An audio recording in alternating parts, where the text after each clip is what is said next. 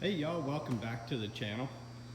I'm changing things up a little bit today. As you can see, the C5 Corvette's all covered up. I don't have anything to do to it right now. I may have mentioned this in another video, but I said I was not going to modify the C7 Z06, and that didn't last very long. So let me show you what I've done. So on the C7, I put the C7R stripe on the side. And then I was looking online and I came across a really good deal on the K&N 633090. And I've already unboxed this, and let me show you what it consists of. So, a carbon fiber air filter element. Thought that was pretty slick. And the best I can tell, I haven't completely read through all the directions, but I believe this is a oilless air filter element. You have your intake tube. This is also very lightweight. It is true carbon fiber. That should look pretty slick. You have a bulb seal. Got a couple of intake boots, 4 band clamps. I have an isolator that's going to be used to mount the air box, and then that's going to isolate it between the fender, and then you have 3 bolts that'll actually secure that to the isolators. Got some pinch clamps, a quick disconnect, a push-on elbow. I believe there's a provision in the bottom of the intake tube for that, probably for the crankcase breather. I haven't fully read the directions, so we'll see.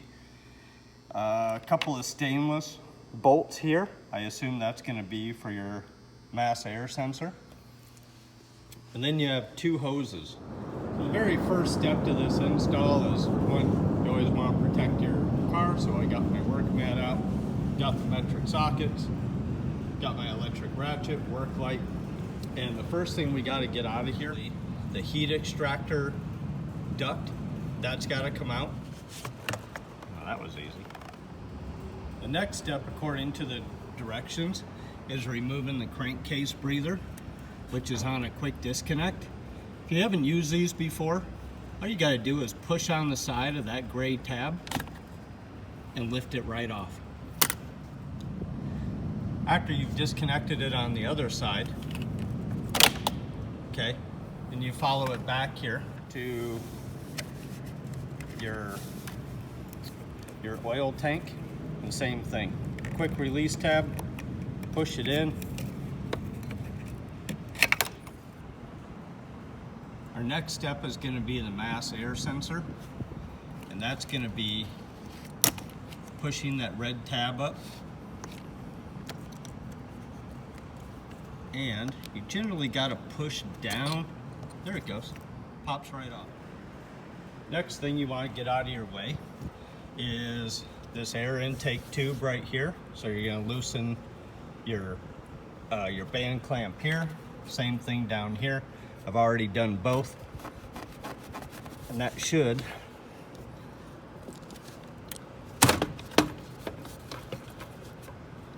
popped off on one side. Oh, that was easy. Okay, intake tube's out. Moving right along. Next step we're going to do is we're going to take the air cleaner element duct tube out of here, and you have 2 screws, but they're not Phillips, they're Torx heads, so you're going to need Torx bits to take those out. Now that that's out of the car, this is your mass air sensor, and that's going to have to come off and go onto your new intake tube, and it'll go right there. Next part we're taking out is the actual air cleaner box.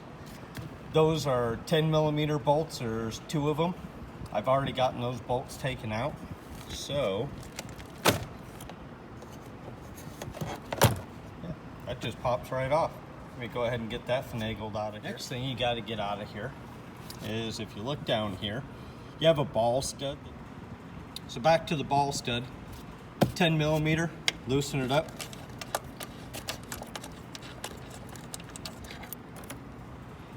Pull that right out. The next step is to assemble the coolant hose. Part number 08636 right here. is actually the 38-inch hose. So I put the spring clamp on one end. It's telling me to install the quick disconnect. And then it says to put your other spring clamp on the other end of the coolant hose. You have your radiator surge tank right here.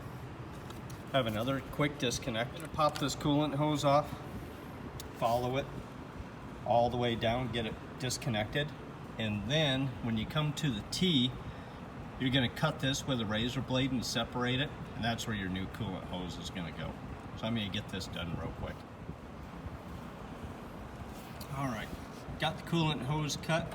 Gonna go ahead and get this out of the car without dripping any coolant on anything. Connect your coolant hose there, run it down next to your circuit box, go across and over the top of your alternator, if you can follow that, and you go down to the T, and then you disconnect this coolant line, and you actually shorten that by 2 inches and reconnect it. Cruising right along, you're gonna get your rubber mounting isolators installed. You got 2 that go in the back and then 1 in the front.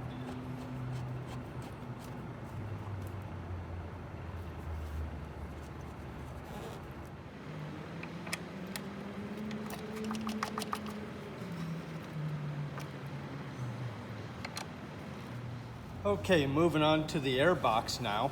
They give you 44 inches of this bulb seal here, and you're gonna have to cut this into 2 sections. The first section being 27 inches, which is going to follow the edge of the air cleaner box itself. And then the 16-inch section go inside here. I've already marked this. You are gonna need a pair of shears to cut this. The bulb seal's installed into the round hole there. We're gonna go ahead and get the air cleaner, push through. One of the steps I forgot to show you guys was putting that bulb seal on the top edge of your air box. So it's on there, it goes on the exact same way as it does through the passageway for the air cleaner. And next thing you do is start getting that air box installed onto those rubber mounts.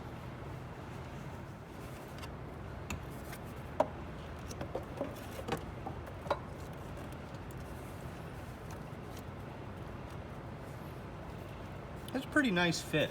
I'm gonna say for aftermarket.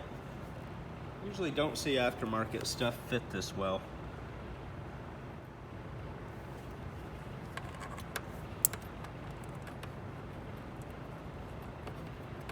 Great, got 2 of them threaded. Now, I just need to get the bolt in that bottom one. So we're gonna get our electric ratchet, make sure it's going the right direction. And I'm probably gonna have to get a wrench on that one down there. This one's a straight shot. Okay. Again, that's just a rubber bushing, so you don't want to crank them down too hard because you can rip that rubber bushing. And then you'd have to go back to K&N and find another one. Go ahead and pull this mass air sensor out of here. That's just a Phillips screwdriver.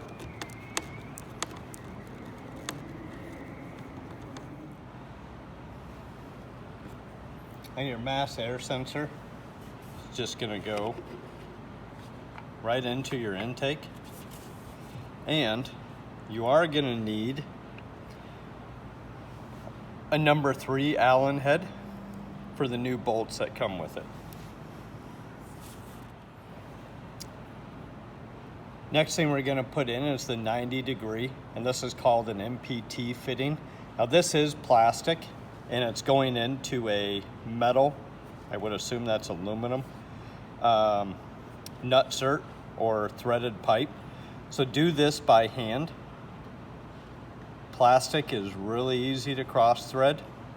And after you've screwed that all the way down by hand, the directions tell you to turn it with a wrench 2 complete revolutions. Being as though that's plastic going into a metal bore, you don't need to put any pipe dope on there or Teflon tape or anything like that, those plastic threads are gonna seal that right off. Making our way back to the engine compartment. We're ready to get this installed now.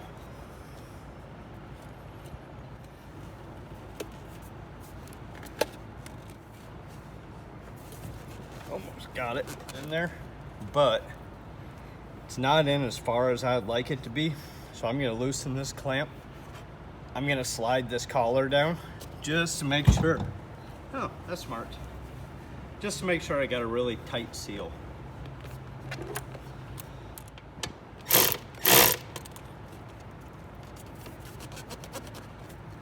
All right, it's definitely solid.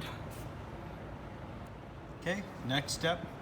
And what the other hose is for, this goes to your crankcase breather. So that's gonna connect up here at your oil tank with a pinch clamp. Gonna follow that down, kind of along the same route as the coolant hose, but it's gonna go down and connect to that 90-degree MPT fin.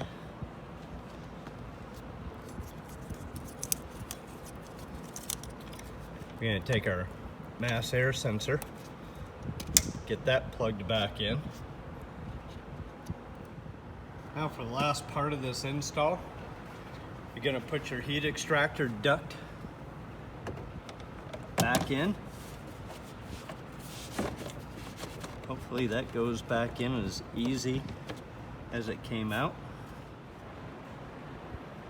All right, all in all, it's completely installed. I would have to say on a mechanics level of 1 to 10, yeah, it's probably about a 4. Just going over this, if anybody happens to buy this intake, these are the tools you're gonna need. You're gonna need a tape measure. I always use a little bit of Loctite, although the directions don't say to. Need a pair of pliers. Gonna need a number 3 Allen bit, screwdriver, razor knife, Torx bit, extension bar, number 10 open end, box end wrench, ratchet, preferably 1/4 inch drive, a pair of tin shears, 6mm, 7mm, and 10mm socket. And that's the extent of the tools you need to do this install. According to the paperwork, let me show this to you here. K&N does provide you with a dyno sheet. It does say your max gain is 50.71 horsepower. Honestly, I don't know that I believe that without putting it on the dyno before and after. I would be very happy to get 25 to 30 horsepower out of it. And it says 62 foot-pounds of torque is your increase in your torque range. If you found the video helpful, give it one of those. Also, let me know in the comments, what do you think of the C7 Z06 stripe on the side? Thanks for tuning in. We'll catch you on the next one.